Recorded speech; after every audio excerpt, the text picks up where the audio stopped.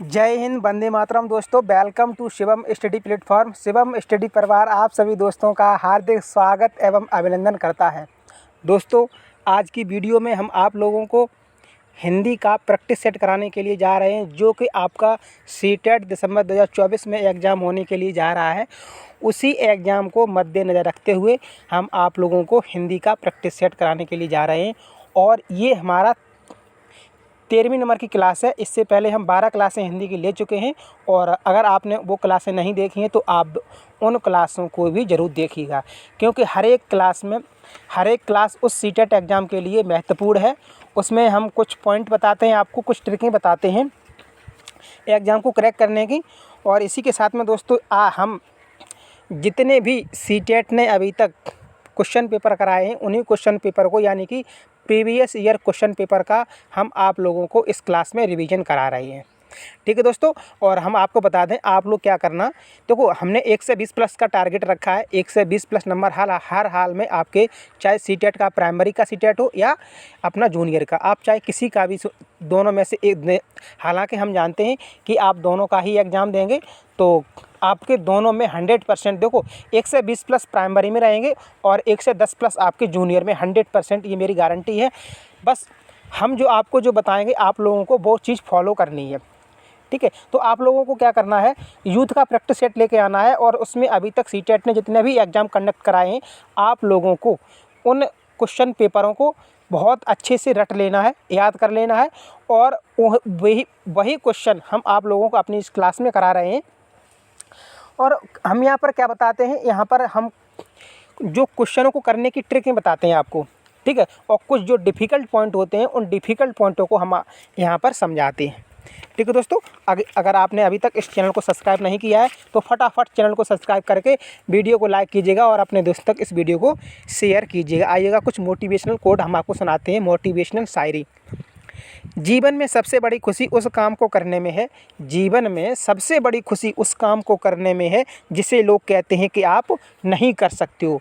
दोस्तों, आप करके दिखाइएगा उन लोगों को जो आपसे ये कहते हैं कि आप टीचर नहीं बन सकते हो। बिल्कुल बन सकते हो आप टीचर। पहले आप सीटेट निकालिएगा, और सीटेट निकालने का मूल मंत्र हमने आपको बता दिया है। हमारी अलग से एक वीडियो पड़ी है, आप लोग उस वीडियो को ज़रूर देखना। इस बार का सीटेट बेहद खास होगा आप लोगों के लिए। इस बार का सीटेट निकालना आपके लिए बेहद खास होगा, क्योंकि उत्तर प्रदेश में भर्ती लगी हुई है। और इसी के साथ साथ में उत्तर प्रदेश चलो आएगी तो आएगी, नहीं तो बिहार में बीपीएससी टीआई 4 1.5 लाख पदों पर उसका जो विज्ञापन निकाला जा चुका है। तो दोस्तों, आपके लिए सीटेट निकालना बहुत ही इम्पोर्टेंट है। आइएगा दोस्तों, आज की क्लास का क्वेश्चन नंबर फर्स्ट, यानी कि 95 क्वेश्चन हम करा चुके हैं क्लास 12 में, और ये हमारा 96 नंबर क्वेश्चन से हम स्टार्ट करते हैं 13वीं नंबर क्लास से। तो आप लोग क्या करना, एकदम क्वेश्चनों को देखो। सबसे पहले क्या होता है, क्वेश्चन को हल करने का एक आसान तरीका यही होता है कि अगर हम क्वेश्चन को सबसे पहले समझते हैं कि क्वेश्चन आखिर कहना क्या चाह रहा है। अगर हमने ये समझ लिया कि क्वेश्चन कहना क्या चाह रहा है, तो 50% हमने क्वेश्चन को हल कर लिया।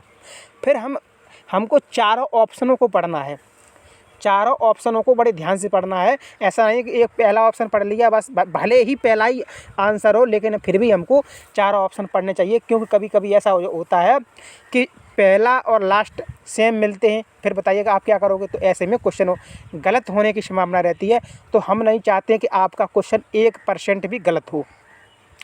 ठीक है दोस्तों, बिल्कुल चांस नहीं देंगे हम क्वेश्चन को गलत हो जाए, क्योंकि एग्ज़ाम में दोस्तों एक ही बार मौका मिलता है, और उसके बाद मुझे मौका नहीं मिलता है। ठीक, तो आइएगा क्वेश्चन नंबर फर्स्ट, यानी कि आज की क्लास का क्वेश्चन नंबर फर्स्ट। वैसे 96 नंबर क्वेश्चन है। तो बहुभाषिकता क्वेश्चन कह रहा है, बहुभाषिकता ए ऑप्शन, यानी कि बहुभाषिकता के बारे में पूछ रहा है। बहु मतलब अनेक भाषाएं, अनेक भाषाओं के बारे में। तो ए ऑप्शन बच्चे की अस्मिता का निर्माण करती है। जो बहुभाषिकता है वो क्या करती है, बच्चे की। ठीक है, तो वही पूछ रहा है। ए ऑप्शन बच्चे की अस्मिता का निर्माण करती है। बी भाषा की कक्षा में अनेक प्रकार की समस्याएं उत्पन्न करती है। सी एक अत्यंत जटिल चुनौती है जिसका समाधान संभव नहीं है। डी भाषा नीति बनाने में बहुत बड़ी बाधा है। आइएगा दोस्तों, तो इसमें आपको जो निगेटिव पॉइंट लग रहे हैं, ऐसे क्वेश्चनों को आप कैसे करेंगे, आपको जो नेगेटिव पॉइंट लग रहे हैं उन नेगेटिव पॉइंटों को आप फटाफट एकदम काटिएगा और जो पॉजिटिव आप पॉइंट बचे हम वही आंसर करेंगे। ठीक है, तो कुछ भी नहीं करना है। बहुभाषिकता एक बार फटाफट हम आपको समझा दें कि कक्षा में एक से अधिक भाषा को जानने वाले बच्चे बैठे हैं तो उसी को हम बहुभाषिकता कहते हैं। ठीक, तो हम सबसे पहले डी ऑप्शन पे आते हैं। भाषा नीति बनाने में बहुत बड़ी बाधा है। तो क्या ये बाधा है? बिल्कुल बाधा नहीं है, तो ये नेगेटिव पॉइंट है, फटाफट इसको काटिएगा। सी ऑप्शन आइएगा। एक अत्यंत जटिल चुनौती है जिसका समाधान संभव नहीं है। ऐसी कोई भी समस्या नहीं है इस पृथ्वी पर जिसका समाधान नहीं हो, यानी कि हर समस्या का समाधान है, तो इसलिए हमारा सी ऑप्शन कट जाएगा। और बी ऑप्शन पे आते हैं। भाषा की कक्षा में अनेक प्रकार की समस्याएं उत्पन्न करती, गलत बात, बिल्कुल गलत बात है ये, तो ये भी हम काट देंगे। अब बचा हुआ ऑप्शन हमारा ए, तो हमारा ए द राइट आंसर, यानी कि बहुभाषिकता बच्चे की अस्मिता का निर्माण करती है। तो अस्मिता का मतलब ये होता है एक तरह से समृद्ध भाषिक परिवेश का निर्माण करता है। यह भाषाई कौशलों के विकास में सहायक है। आइएगा दोस्तों, और देखो इसी तरह से इसमें सीटेट में आप लोग रटना बिल्कुल मत। तभी तो मैंने आपसे कहा है कि आप नोट्सों के चक्कर में बिल्कुल मत पढ़िएगा। नोट्सों के चक्कर में पड़ गई तो सीटेट में नोट्सों से कुछ भी नहीं आता है। सीटेट में नोट्सों से कुछ भी नहीं आता है। हम जैसा आपको बताएंगे आप लोग वैसा पढ़िएगा। 100% आपके 120 प्लस नंबर प्राइमरी में मिलेंगे आप लोगों को, और जूनियर में 110 प्लस नंबर आपको जूनियर में आप 100% करके आओगे।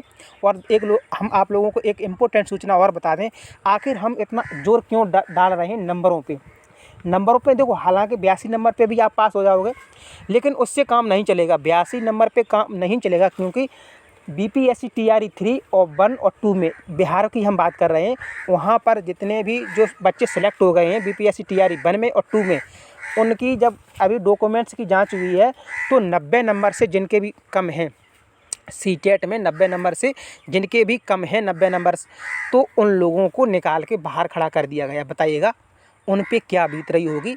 अगर किसी के 89 नंबर भी हैं तो 1 नंबर के पीछे उनको निकाल के जॉब से बाहर कर दिया। बताइए उन्होंने कितनी मेहनत की।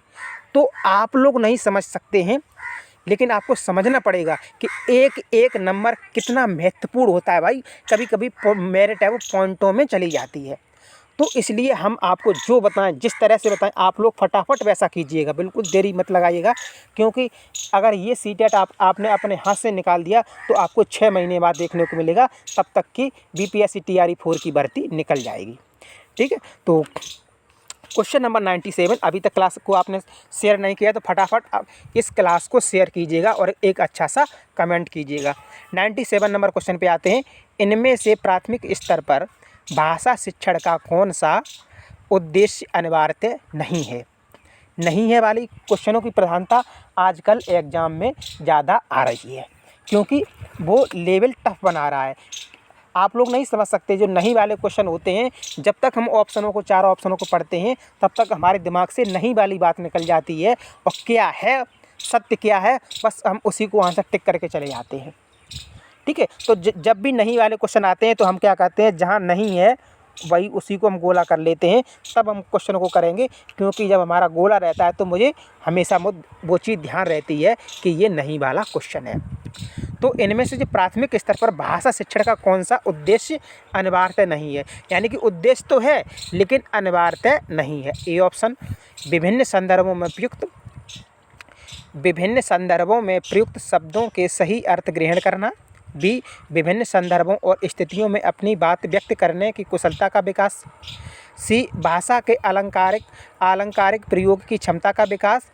और डी, मानवीय मूल्यों का विकास। देखो ये चारों ऑप्शन ऐसे नहीं लग रहे एकदम बिल्कुल सभी सटीक हैं, लेकिन इन चारों ऑप्शनों में से एक ऐसा है जिसका उद्देश्य भाषा का नहीं है प्राथमिक स्तर पर। आएगा 97 का दोस्तों।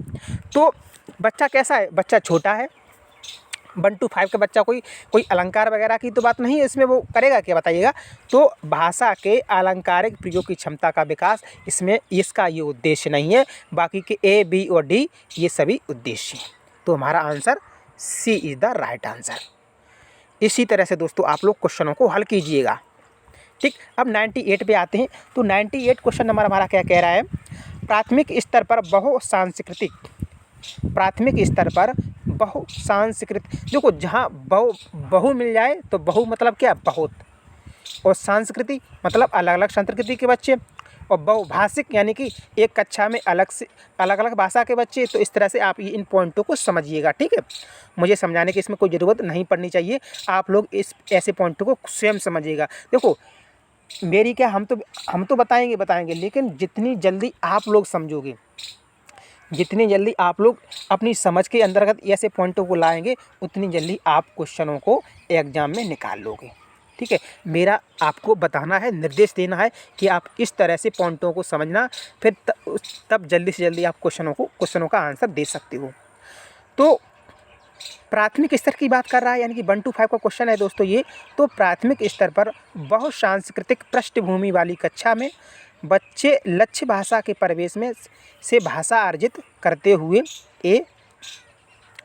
लक्ष्य भाषा की अपनी भाषा से तुलना करते हैं, बी धीमे धीमे भाषा के रचनात्मक प्रयोग का अभ्यास करने लगते हैं, सी उसे शुद्ध अशुद्ध में पहचानते हैं, और डी व्याकरण नियमों की शुद्धता को परखते हैं। आइएगा दोस्तों, फटाफट आप लोग 98 नंबर क्वेश्चन का आंसर दीजिएगा। तो इसका हमारा देखो ए ऑप्शन सही हो जाएगा, लक्ष्य भाषा की अपनी भाषा से तुलना करते हैं। देखो लक्ष्य भाषा मतलब समझते हो, ऐसे हम लोगों की हिंदी भाषा है, हम लोगों की भाषा हिंदी है, और हमारा लक्ष्य क्या है, अंग्रेज़ी भाषा सीखना, यानी कि इंग्लिश को बोलना सीखना। तो हम क्या करेंगे, इंग्लिश के साथ साथ अपनी भाषा के साथ साथ अपनी भाषा को देखो, जैसे हमें इंग्लिश सीख ली, तो इंग्लिश हम तभी बोल सकते हैं, या मतलब उसको सामने वाले व्यक्ति को हम तभी समझा सकते हैं जब मुझे अपनी भाषा का ज्ञान सही से हो। जब मुझे अपनी भाषा का ज्ञान होगा तभी हम उसे इंग्लिश को कन्वर्ट करके हिंदी में तभी हम सामने वाले को बता सकते हैं। तो यही हमारा ऑप्शन कह रहा है कि लक्ष्य भाषा की अपनी भाषा से तुलना करते हैं। तो हमारा क्वेश्चन नंबर 98 का A is the right answer. ठीक है दोस्तों, आइएगा नेक्स्ट क्वेश्चन पे चलते हैं। तो नेक्स्ट क्वेश्चन हमारा 99 क्वेश्चन है। तो 99 क्वेश्चन हमारा क्या कह रहा है, प्राथमिक स्तर पर आप किस तरह का बाल साहित्य उचित समझते हैं। ठीक है, बाल साहित्य एक सब्जेक्ट होता है, ठीक है। तो आप लोगों ने देखा होगा, एक मतलब बुक होती है, तो उसी के बारे में ये पॉइंट कह रहा है कि प्राथमिक स्तर पर आप किस तरह का बाल साहित्य उचित समझते हैं। ए ऑप्शन केवल कहानियाँ हो उसमें, बी ऐसा साहित्य जो प्रसिद्ध साहित्यकारों द्वारा लिखा गया हो, सी ऐसा साहित्य जिसमें शब्दों और घटनाओं का दोहराव हो, और डी केवल कविताएं हो। बताइएगा दोस्तों, प्राथमिक स्तर की बात कर रहा है, किस प्रकार का बाल साहित्य होना चाहिए। 99। ठीक है दोस्तों, तो हमारा इसका सी इज़ द राइट आंसर हो जाएगा, ऐसा साहित्य जिसमें शब्दों और घटनाओं का दोहराव हो। मतलब देखो बच्चा कैसा है, बच्चा तो छोटा है, अब एक बार कोई बात उसने लिख दी, कोई बड़ा तो बच्चा है नहीं, ये जो एक बार लिख दी वो एक बार पढ़ लिया बस समझ लिया उसने, मतलब बार बार चीज़ों का उसमें दोहराव होना चाहिए ताकि वो चीज़ों को याद रख सके। ठीक, अब जहाँ देखो, जहाँ केवल शब्द लग जाए तो केवल दोस्तों नेगेटिव पॉइंट होता है, तो उसको केवल है, मात्र है, नहीं है, ये सब क्या नेगेटिव पॉइंट है। अगर वो नेगेटिव ही पूछ रहा है तभी आप लोग ऐसे को बताना, ऐसे ऑप्शनों को, नहीं तो उन ऑप्शनों को आप काट देना। अब ये वाला ऐसा ऑप्शन है, तो हम देखो इसमें आपको ऑप्शन काट के कैसे आप आंसर निकाल सकते थे। ठीक है, आप चलो बताइए, हम बताते हैं आप लोगों को। जैसे उसने लिखा केवल कहानियों के द्वारा, क्या ऐसा, देखो उसमें कहानियाँ भी हों, कविता भी हों, कोई घटनाएं हैं, तो केवल कहानियों से तो मतलब वो बाल साहित्य नहीं सही रहेगा 1 to 5 के लिए। तो हमारा इस तरह से हमारा ए ऑप्शन कट गया, केवल कविताएं ये भी कट गया, तो केवल कट गए। अब हमारे 2 ऑप्शन, देखो सीटेट 4 ऑप्शन में से 2 ऑप्शन तो बिल्कुल आप आसानी से काट सकते हो, लेकिन 2 ऑप्शनों को आपस में आपको तुलना करनी पड़ेगी। ठीक है, फिर आपको जो सटीक आंसर होगा आपको उस पर टिक लगाना है। अब आइएगा, बी और सी हमारे दोनों सटीक आंसर हैं। अब हमको इसे कैसे, आपको इस क्वेश्चन का आंसर ढूंढना है इस दोनों में से। ऐसा साहित्य जो प्रसिद्ध साहित्यकारों द्वारा लिखा गया हो, सी ऑप्शन है ऐसा साहित्य जिसमें शब्दों और घटनाओं का दोहराव हो। दोस्तों बच्चा छोटा है, उसे इतनी ज़रूरत नहीं है कि प्रसिद्ध साहित्यकारों को जाने, मेरी बात को समझना, लेकिन ज़रूरी इसके लिए ये है कि शब्दों का दोहराव लगातार हो। शब्द हैं या कोई घटना दी गई है कहानियाँ में या कविता में, तो उन शब्दों का और घटनाओं का वो मतलब दोहराव होना चाहिए, ये ज़रूरी है, ना कि साहित्यकार ज़रूरी है। बच्चा छोटा है, उन्हें साहित्यकार से अभी इतना परिचित होना कोई ज़रूरी नहीं है। तो हमारा बी ऑप्शन हमारा गलत हो गया, तो बचा हुआ हमारा सी। तो 99 का हमारा सी इज़ द राइट आंसर हो जाएगा। आइएगा क्वेश्चन नंबर 100 पे आते हैं। 100 नंबर क्वेश्चन हमारा क्या कह रहा है, बहुसांस्कृत, बहु मतलब जहाँ बहुत सी संस्कृति को मानने वाले हिंदू मुस्लिम सिख ईसाई सभी धर्मों के मानने वाले बच्चे बैठे हैं, तो उसी की बात कर रहा है। बहुसांस्कृतिक और पृष्ठभूमि वाली कक्षा में, मतलब जिस कक्षा में बहुत मतलब अनेक संस्कृति को मानने वाले बच्चे बैठे हों, तो उसी की बात कर रहा है। तो बहुसांस्कृतिक पृष्ठभूमि वाली कक्षा में भाषा शिक्षक को क्या करना चाहिए। ठीक है, एक कक्षा में एक देखो टीचर पढ़ा रहा है और एक कक्षा में अनेक भाषा बोलने वाले अनेक संस्कृति के बच्चे बैठे हैं। अनेक मतलब यही हिंदू मुस्लिम सिख ईसाई, भाई सबकी अपनी अपनी अलग अलग संस्कृति है, तो वो अलग अलग संस्कृति को मानेंगे। तो शिक्षक को क्या करना चाहिए, किस तरह से पढ़ाना चाहिए, वही हमारा क्वेश्चन ये कह रहा है। इस तरह से आपको क्वेश्चनों को समझना है। ए ऑप्शन, मौखिक कौशलों पर बल देना चाहिए। मौखिक मतलब सिर्फ बोले बस और कुछ भी नहीं करे। बी, अभिव्यक्त्यात्मक कौशलों पर ही बल देना चाहिए। परस्पर बातचीत करने के आधिकारिक अवसर देना चाहिए। और डी, बच्चों को मानक भाषा प्रयोग के लिए ही कहना चाहिए। आइएगा दोस्तों, ये क्वेश्चन है, हम आप लोगों को काट के किस तरह से आप पॉइंटों को काट के आप लोग आंसर निकाल सकते हैं। हमने आप लोगों को एक पॉइंट बताया था कि जहाँ बच्चे को अवसर दिया जाए, जहाँ जिस पॉइंट में अवसर की बात की जाए, उस पॉइंट को हम आंसर सबसे पहले टिक करते हैं। तो आइएगा, तो इसका हमारा देखो, परस्पर बातचीत, भाई हिंदू मुस्लिम सिख ईसाई सब अलग अलग संस्कृति के बच्चे बैठे हैं, जब आपस में एक दूसरे से चर्चा करेंगे, बात करेंगे, तो वो एक दूसरे की भावनाओं को, एक दूसरे की संस्कृति को समझेंगे। ठीक है, तो वही हमारा है कि परस्पर बातचीत करने के आधिकारिक अवसर देना चाहिए। तो हमारा सी ऑप्शन हमारा सही हो जाएगा। बहुत इम्पोर्टेंट है ये क्वेश्चन। अब आइएगा दोस्तों, हम आपको काट के सिखाएंगे कि आप ऑप्शनों को कैसे काट के आप इसका आंसर निकाल सकते हो। जैसे ए ऑप्शन पे आइएगा, तो ए ऑप्शन पर वो ये कह रहा है कि मौखिक कौशलों पर बल देना चाहिए। टीचर है वो सिर्फ अपने खुद ही बोलता रहे, बच्चों को कोई अवसर ना दे, तो उससे क्या बच्चे एक दूसरे की संस्कृति को समझ सकते हैं, क्या नहीं समझ सकते हैं। तो ये हमारा ए ऑप्शन कट गया। ठीक, अब बी, वो कह रहा है कि अभिव्यक्त्यात्मक कौशलों पर ही बल देना चाहिए। जो ही वाला शब्द है ये नेगेटिव पॉइंट है दोस्तों। ही मतलब इसी पर जो अभिव्यक्ति होती है उसी के कौशलों पर बल, तो ये हमारा पॉइंट कट जाएगा। अब बच्चों को मानक भाषा के प्रयोग के लिए ही कहना चाहिए। ठीक है, तो ये जब आप पॉइंटों को पढ़ोगे तो आप लोगों को मालूम पड़ जाएगा कि ये पॉइंट नेगेटिव है। और सीटेट हमेशा यही कहता है कि आप पॉजिटिव पॉइंट बच्चे को दीजिएगा। अब देखो सी ऑप्शन कितना अच्छा लग रहा है पढ़ने में। परस्पर बातचीत करने के आधिकारिक अवसर देना चाहिए किनको, बच्चों को। जब बच्चे एक से अधिक संस्कृति के बच्चे क्लास में एक ही क्लास में बैठे हुए हैं, तो उनको आपस में बातचीत करने का टीचर अवसर दे। ठीक है, ना कि उनको चुपचाप बैठाए रखे, नहीं, बिल्कुल नहीं, ऐसा होना चाहिए। तो हमारा इस तरह से हम इसका सीधा राइट आंसर करेंगे। ठीक, अब 1 से 1 नंबर क्वेश्चन पे आते हैं। 1 से 1 नंबर क्वेश्चन हमारा क्या कह रहा है, भाषा सीखने सिखाने की प्रक्रिया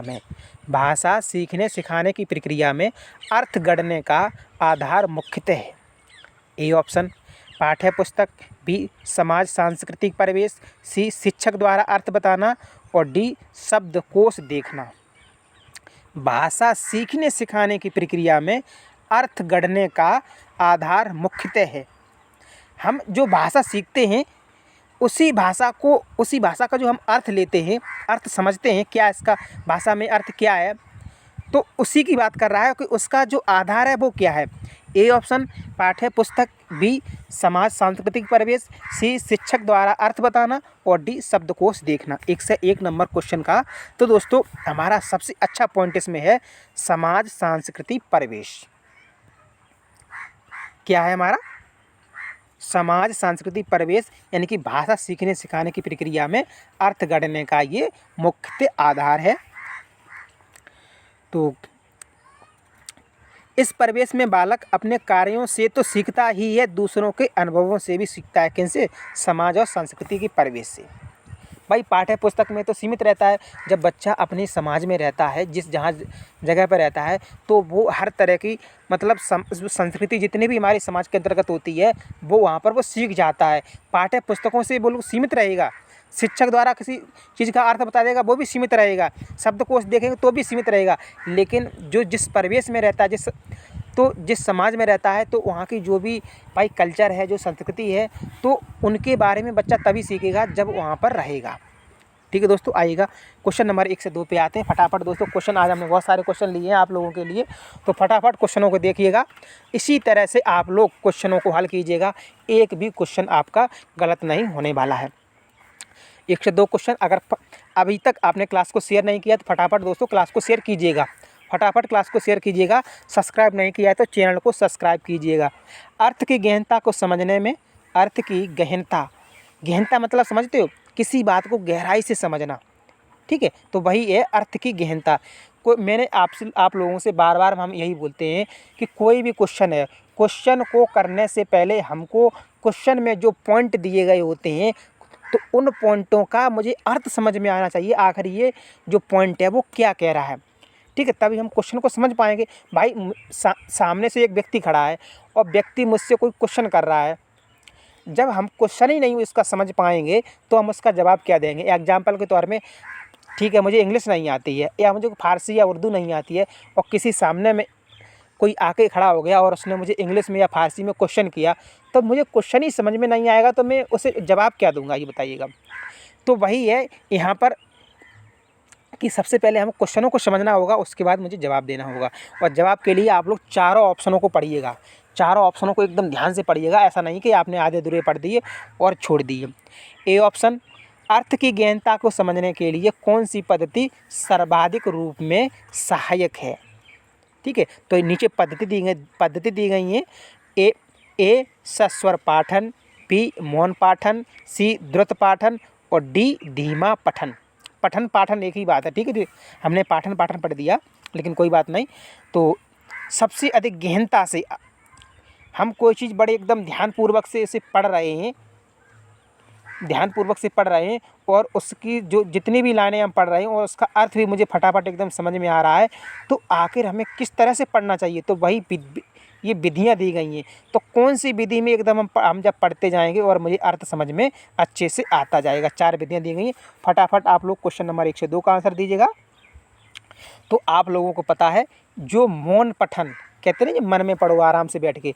जब हम लोग मन में आराम से बैठ के बकर एकदम चुपचाप शांत होकर के एकांत में एक चित्त होकर के मन लगा के पढ़ते हैं, तो वो चीज़ें हमको ज़्यादा याद रहती हैं।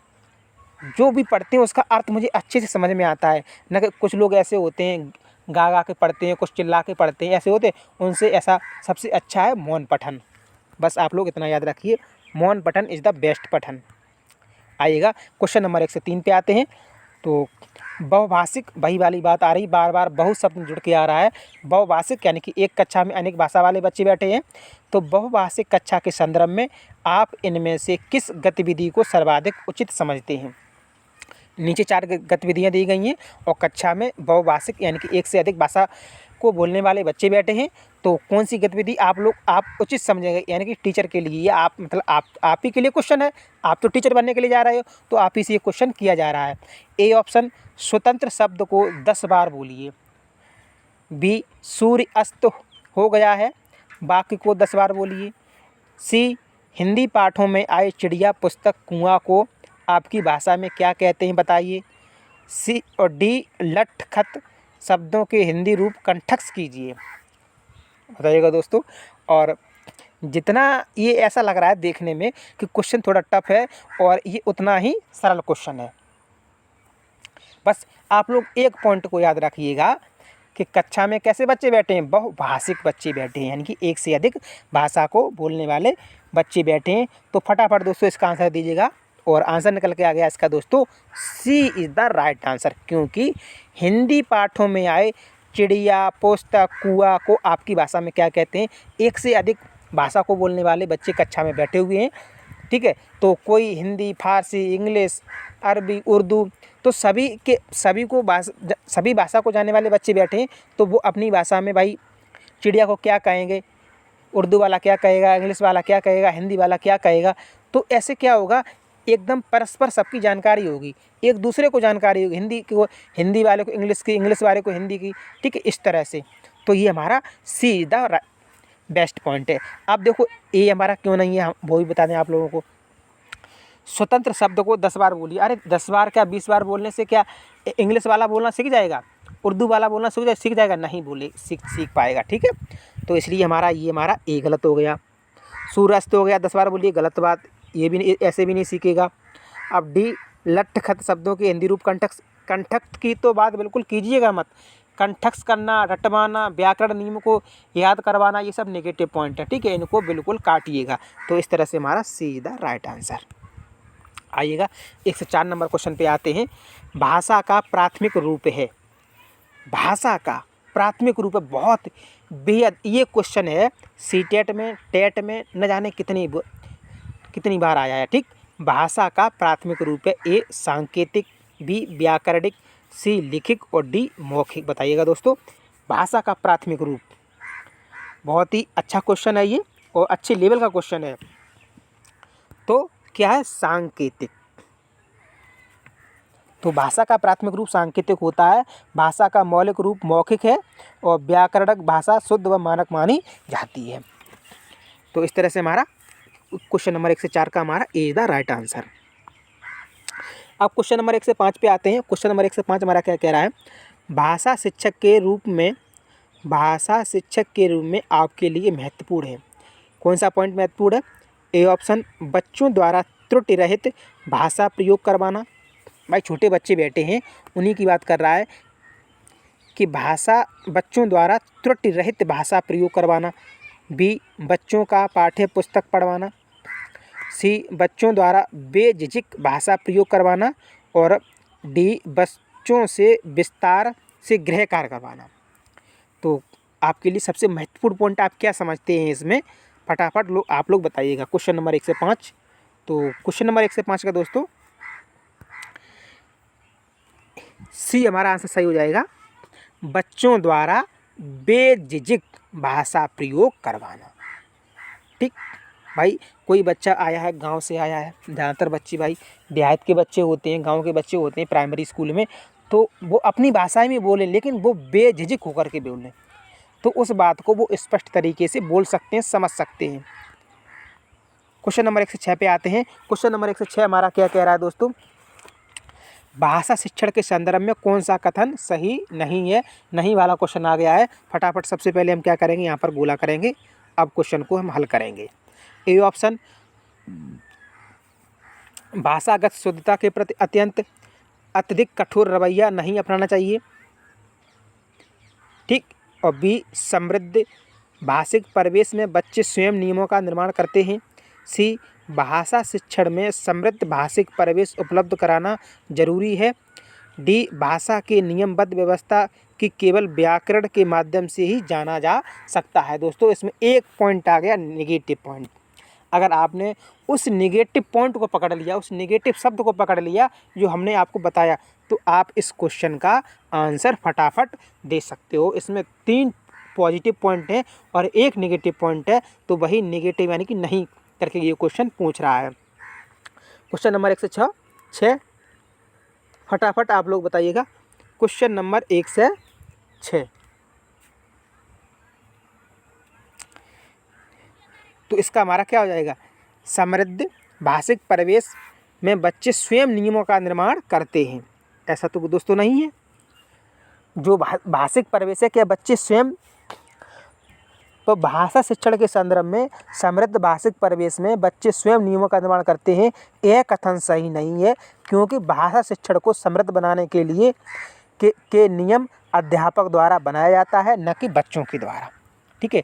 क्या जो नियम, भाई छोटा बच्चा बैठा है, क्या वो नियम बच्चा बना सकता है? नहीं। टीचर किस लिए रखा गया है? टीचर ही तो सिखाएगा, फिर उन्हीं सिखाए हुए नियमों को बच्चा अपनाएगा, ठीक है। इसलिए ये हमारा बच्चे स्वयं, ये नेगेटिव पॉइंट, बच्चे स्वयं नियमों का निर्माण करते हैं, ऐसा तो नहीं है भाई, टीचर करता है, ठीक है, इसलिए ये हमारा नेगेटिव पॉइंट हो गया, इसलिए ये हमारा क्वेश्चन गलत हो गया है और बाद बाकी का हमारा सब सही है। क्वेश्चन नंबर 107 पे जाते हैं। बच्चों में पठन संस्कृति का विकास करने के लिए अनिवार्य है। बच्चों में पठन संस्कृति का विकास करने के लिए अनिवार्य है। ए ऑप्शन कक्षा में मुखर वाचन करने का अभ्यास, बी बाल साहित्य पठन हेतु प्रेरणा, सी बर्तनी विन्यास का अभ्यास और डी पठित सामग्री का लेखन अभ्यास। यानी कि बच्चों में पठन संस्कृति का विकास करने के लिए क्या अनिवार्य है। क्वेश्चन नंबर 107 फटाफट आप लोग इसका आंसर दीजिएगा। तो हमारा बाल साहित्य पठन हेतु प्रेरणा, ठीक, तो ये हमारा सही हो जाएगा। कैसे सही होगा ये बताते हैं। तो बच्चों में पठन संस्कृति का विकास करने हेतु बाल साहित्य पठन हेतु प्रेरणा अनिवार्य है। इनमें प्राय ज्ञानवर्धक तथ्यों को शामिल किया जाता है, साथ ही साथ बच्चे भाषिक कौशलों में भी प्रवीण होते हैं। तो क्वेश्चन हमारा 107 का हमारा B is the right answer. आइएगा दोस्तों नेक्स्ट क्वेश्चन पे चलते हैं। क्वेश्चन नंबर 108 फटाफट। क्वेश्चन हमने 1 से 13 तक क्वेश्चन लिए हैं, फटाफट हम लोग क्वेश्चनों को करेंगे।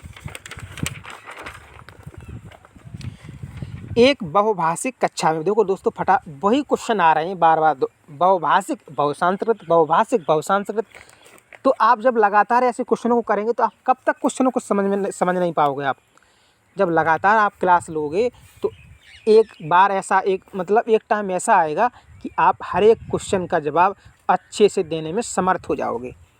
तो एक बहुभाषिक कक्षा में बच्चों की गृह भाषा के प्रयोग को, गृह भाषा उनकी जो घर की भाषा है जिसे लोकल लैंग्वेज कहते हैं, क्वेश्चन 1 to 5 का है। तो आप सभी लोगों को मालूम है कि जो प्राथमिक स्तर पे जो भाषा पढ़ाई जाती है स्कूलों में वो हमारी रहती है लोकल लैंग्वेज, ठीक है। ए उसकी जो गृह भाषा के प्रयोग को सम्मान देना चाहिए, ए ऑप्शन कह रहा है, और बी ऑप्शन प्रोत्साहन नहीं देना चाहिए ये कह रहा है, सी अत्यंत सीमित कर देना चाहिए और डी कदापि प्रोत्साहन नहीं करना चाहिए। तो जो नेगेटिव है उसे काट दो और पॉजिटिव को रखो। मैंने पहले ही बता दिया हमने कि प्राथमिक स्तर पर बच्चों को उसकी लोकल लैंग्वेज है, मदर टंग है, उसी भाषा में पढ़ाना चाहिए, क्योंकि ये RTE एक्ट 2009 के अंतर्गत लिखा हुआ है, ठीक है। तो हमारा फटाफट क्वेश्चन नंबर 1 से 8 का आप लोग आंसर दीजिएगा। तो ए द राइट आंसर, इसमें कोई कहने की ज़रूरत नहीं है, हमें उसकी जो गृह भाषा है उसका सम्मान करना चाहिए। बाद बाकी के हमारे तीनों ऑप्शन गलत हैं ये। क्वेश्चन नंबर 109 पे आते हैं। समावेशी शिक्षा, देखो बहुत ये देर बाद क्वेश्चन आया। पिछली क्लास हमने ली थी क्लास नंबर 12, तो उसमें भी समावेशी का कोई क्वेश्चन नहीं आया था। तो आइएगा अब हम देखते हैं समावेशी के बारे में। तो समावेशी शिक्षा के संदर्भ में भाषा शिक्षण के लिए अनिवार्य है। एक बार हम आप लोगों को, ये काफ़ी दिन बाद समावेशी आया है तो हम आप लोगों को बता दें समावेशी शिक्षा से क्या तात्पर्य है। समावेशी शिक्षा से तात्पर्य ये है कि एक क्लास के अंतर्गत आप लोग जानते हैं कि देखो हर तरह का बच्चा बैठा है, अलग अलग भाषा का बच्चा बोलने वाला बैठा है, और उसी के साथ में कुछ होशियार बच्चे हैं, कुछ कम होशियार हैं, हर तरह के बच्चे बैठे हैं, ठीक है। तो टीचर को क्या करना चाहिए, टीचर को करना चाहिए कि हर चीज़ को हर तरह के बच्चे को समान ध्यान दे करके उन बच्चों को पढ़ाना चाहिए। न कि ऐसा नहीं है कि जो होशियार बच्चा है उसी को ले लिया उसी को पढ़ाएं और बाकी को छोड़ दें, नहीं, उनको समावेश ऐसा पढ़ाएं इस तरह से कि सभी बच्चे उसमें को समान अवसर मिले सीखने में। हाँ, तो समावेशी शिक्षा के संदर्भ में भाषा शिक्षण के लिए अनिवार्य है ए ऑप्शन भाषा कौशलों का उपयुक्त अभ्यास, बी विभिन्न प्रकार की गतिविधियों का उपयोग, सी व्याकरणिक संकल्पनाओं का अधिकाधिक अभ्यास, डी एकांकी शिक्षण में सभी की भागीदारी। फटाफट दोस्तों आप लोग क्वेश्चन नंबर 1 से 9 का मुझे आप लोग आंसर दीजिएगा। तो इसका हमारा बी ऑप्शन हो जाएगा, विभिन्न प्रकार की गतिविधियों का हम उपयोग करेंगे, ठीक है भाई। अलग अलग गतिविधियां करेंगे तभी तो बच्चे सब समझ पाएंगे कि नहीं समझ पाएंगे, तो यही हमारा सबसे अच्छा पॉइंट है। भाषा कौशलों का उपयुक्त तो अभ्यास ऐसा कुछ भी नहीं है, ठीक। व्याकरणिक अधिकाधिक ये भी नहीं, ये गलत पॉइंट है ये वाला सी ऑप्शन, और एकांकी शिक्षण ये भी गलत पॉइंट है। तो हमारा be the right answer. Question number 1 से 10 पे आते हैं। प्राथमिक स्तर पर बच्चों की भाषा का आकलन करने में क्या सबसे कम उपयोगी है। स्तर कैसा है, प्राथमिक स्तर, प्राइमरी की बात कर रहा है, प्राइमरी का ही क्वेश्चन आया हुआ ये। तो प्राथमिक स्तर पर बच्चों की भाषा का आकलन करने में सबसे कम उपयोगी कौन सा है? जो भाषा का आकलन करते हैं, बच्चों के बारे में जानते हैं कि कौन कौन सी भाषा जानते हैं, तो सबसे कम उपयोगी पॉइंट कौन सा है, वो पॉइंट यहाँ पर पूछ रहा है। ए, चित्र देखकर कहानी कविता लिखना। बी, पाठ के अंत में दिए गए सवालों का जवाब लिखना। सी, किसी घटना का वर्णन करना। डी, नानी को चिट्ठी लिखते हुए अपनी नई दोस्त के बारे में बताना। सबसे कम उपयोगी कौन सा है? फटाफट क्वेश्चन नंबर 1 से 10 का आंसर दीजिएगा। तो पाठ के अंत में दिए गए सवालों का जवाब लिखना, ये सबसे कम उपयोगी है। बच्चा कैसा है? छोटा है भाई, पहली क्लास में बच्चा बैठा हुआ है, तो आपने कहानी आनी सबको सुना दिया, तो क्या आप उनसे क्वेश्चन पूछोगे? वो क्वेश्चन नहीं बता पाएगा। कहानी थोड़ी बहुत तो बता देगा। चित्र तो हमारे देखो, चित्र देखकर कहानी कविता लिखना बिल्कुल सही पॉइंट है। किसी घटना का वर्णन आप करोगे, कहानी जब कहानी सुनाओगे तो किसी घटना का ही तो वर्णन करोगे, तो ये भी पॉइंट हमारा सही है। और डी पे आते हैं, नानी को चिट्ठी लिखते हुए नई दोस्त के बारे में बताना। ये तो बच्चे नानी की कविताएं कहानी बहुत अच्छे से बच्चे सुनते हैं, ठीक है। लेकिन छोटे बच्चे से जो पाठ के अंत में दिए गए सवालों का आप लोग जवाब लिखवाना, ये नेगेटिव पॉइंट है। तो यही हमारा सबसे कम उपयोगी पॉइंट है। आइएगा दोस्तों, अब हम चलते हैं नेक्स्ट क्वेश्चन पे। क्वेश्चन नंबर 1 से 11, मातृभाषा में शिक्षा से ए ऑप्शन, कक्षा में पढ़ाई में सुविधा होगी। बी, शिक्षार्थियों की अधिकाधिक प्रतिभागिता होगी। बी, बेहतर परिणाम निकलेंगे। और डी, उपयुक्त सभी। तो आप आंख बंद करके, तीनों के तीनों हमारे ऑप्शन सही हैं, तो हमारा D is the right answer. Question number 1 से 11, फटाफट इसका आंसर है डी। आइएगा क्वेश्चन नंबर 1 से 12 की बात करते हैं। और 12 और 13 यही बस 2 क्वेश्चन बचे हुए हैं और हमारी क्लास भी समाप्त होने वाली है इसके बाद। भाषा शिक्षण के संदर्भ में कौन सा कथन उचित है? तो ए, भाषा शिक्षण के लिए अधिकाधिक कठिन अभ्यासों का प्रयोग किया जाए। कितना कठिन की बात लगा दी इसने, ठीक है, तो कितना नेगेटिव पॉइंट बच्चे के लिए हो रहा है। बी, आजकल भाषा शिक्षण में अधिकाधिक उच्च स्तरीय ईमेल तकनीक का प्रयोग अनिवार्य है। सी, भाषा शिक्षण में सिनेमा को शामिल नहीं किया जाना चाहिए। डी, प्रथम भाषा अर्जन की तरह द्वितीय भाषा के रूप में हिंदी के सहज अर्जन के लिए प्रिंट समृद्ध वातावरण जरूरी है। तो कौन सा कथन उचित है भाषा शिक्षण के संदर्भ में? तो हमारा सबसे अच्छा पॉइंट हमारा डी ऑप्शन सही है। प्रथम भाषा अर्जन की तरह द्वितीय भाषा के रूप में हिंदी के सहज अर्जन के लिए प्रिंट समृद्ध वातावरण जरूरी है। क्वेश्चन नंबर 13 और आज की क्लास का हमारा लास्ट क्वेश्चन। तो विद्यालय आने से पूर्व बच्चों के पास, जो बच्चे विद्यालय आते हैं उससे पहले बच्चों के पास क्या होता है? इन ऑप्शन में दिया गया है। ए, व्याकरण की समझ बिल्कुल नहीं होती है। बी, व्याकरण की पूर्ण समझ होती है। और सी, व्याकरण की सचेत समझ नहीं होती है।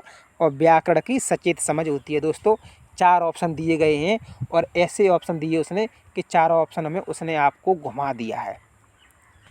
और हम मुझे मालूम है कि आप घूम गए हैं, तो आप इसका आंसर क्या देंगे क्वेश्चन नंबर 1 से 13 का। अब देखो, ए ऑप्शन किस लिए नहीं होगा? व्याकरण की बिल्कुल समझ तो ऐसी बात नहीं है। बच्चा आएगा, थोड़ी बहुत तो उसे जानकारी होगी, ठीक। और ये भी नहीं है, ये कह रहा बिल्कुल समझ नहीं, ऐसा नहीं है, समझ तो है। लेकिन व्याकरण की वो कह रहा पूर्ण समझ है। भाई ये भी गलत है, पूर्ण समझ भी नहीं है, लेकिन व्याकरण की सचेत समझ नहीं होती है। सचेत मतलब कि किस तरह से हमको वाक्यों को पढ़ना है, ठीक है, क्या उस जो व्याकरण के नियम है उसके बारे में पूर्ण रूप से वो जानकार नहीं होता है। और वो कह रहा है सचेत समझ, इसका मतलब पूर्ण रूप जानकारी हो गई। तो हमारा सी ऑप्शन सही हो जाएगा कि व्याकरण की सचेत समझ नहीं होती है, क्योंकि बच्चा छोटा है। तो इस तरह से आप काट के ऑप्शनों को, सबसे बेहद आसान तरीका यही है कि आप सबसे पहले अगर कोई क्वेश्चन देखो आपको नहीं आ रहा है, पहले तो आपको क्वेश्चन को पढ़ना है, उसे समझना है, फिर उसका आप लोगों को जवाब देना है। और इसी के साथ में कोई क्वेश्चन ज़्यादा आपको टफ लग रहा है तो आप सब यही रूल अपनाइएगा, जो उसके ऑप्शन है ऑप्शनों को काट करके ही आप सही आंसर पर तक पहुंच सकते हो। ठीक है दोस्तों, तो आज की वीडियो बस इतना ही। और अभी तक आपने अगर चैनल को सब्सक्राइब नहीं किया है तो चैनल को फटाफट सब्सक्राइब करके बेल आइकन को ज़रूर दबाइएगा। मिलते हैं नेक्स्ट वीडियो में, तब तक के लिए love you guys, thank you for watching this video.